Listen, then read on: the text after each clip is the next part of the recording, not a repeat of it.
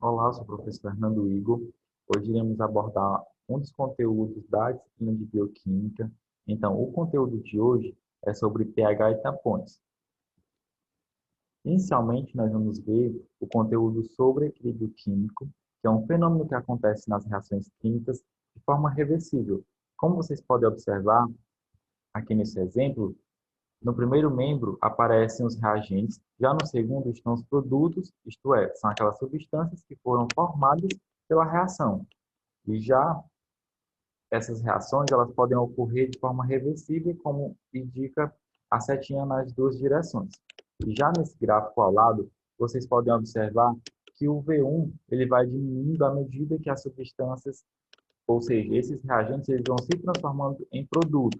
E já o V2 ele vai aumentando quando essa substância ela vai formando os produtos. Então, ao atingir esse equilíbrio químico, V1 e V2 vão estar iguais. Esses são alguns exemplos de algumas substâncias que necessitam de ter um equilíbrio químico.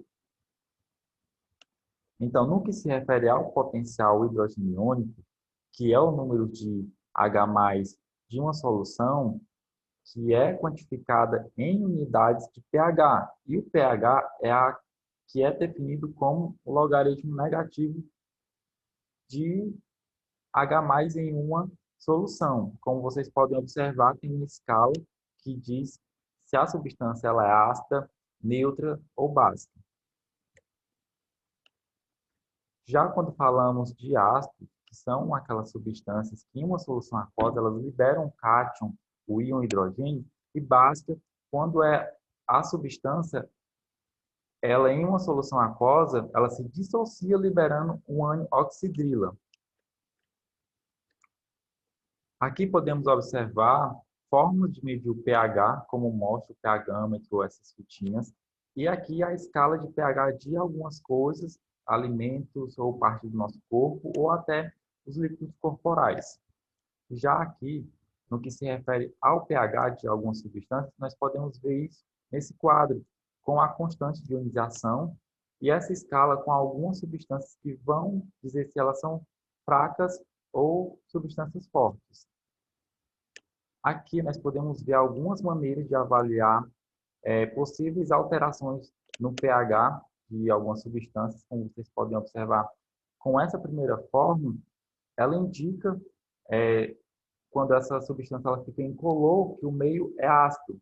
Já quando fica meio rosado, indica que ele é básico. Na segunda forma, a fitinha ela vai ficar azul na presença de base e vai ficar vermelha na cor de ácidos.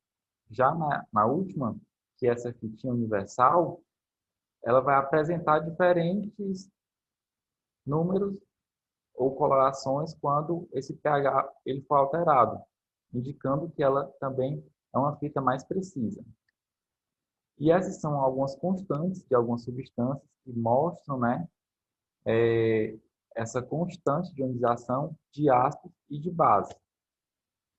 Já no que se refere a tampões, que são uma mistura formada por ácidos ou bases fracas inorgânicas e por um sal inorgânico, que apresenta o mesmo ânion do ácido ou o mesmo cátion da base para manter o pH inalterado. O sistema tampão tem uma capacidade que é a quantidade de ácido ou base em uma substância, de manter neutra, né, essa concentração, essa variação. Então, o pH ele começa a variar e a solução tampão ela tem essa capacidade de medir esse grau de variação.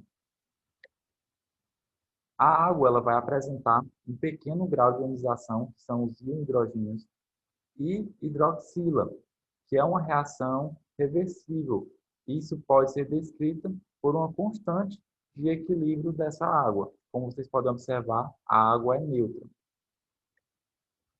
Os principais órgãos que regulam o pH do sistema tampão ácido carbônico, bicarbonato, são os pulmões e os rins do nosso organismo. E apesar de não ser considerado um nutriente, a água é de fundamental importância para a vida, onde todas as reações vitais ocorrem no meio aquoso presente no interior das nossas células, onde nosso corpo é aproximadamente 80% de água. E assim nós finalizamos nossa aula de hoje.